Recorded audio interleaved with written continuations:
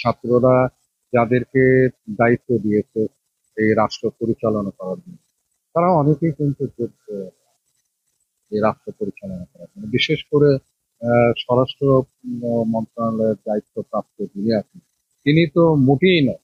কারণ ওই পর্যন্ত এবং ওনার যে দায়িত্বটা কতটা বেশি, আর বিশেষ করে এই জুলাই আন্দোলনের পরে তার দায়িত্ব সবচেয়ে বড় দায়িত্ব, কিন্তু সেই জায়গায় উনি কিন্তু ব্যর্থ হয়।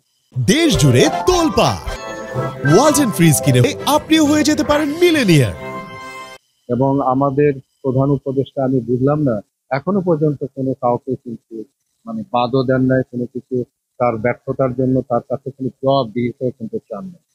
তো একটা একটা রাষ্ট্র আসলে চলতে গেলে তার জবাবদিহিতার দরকার আছে।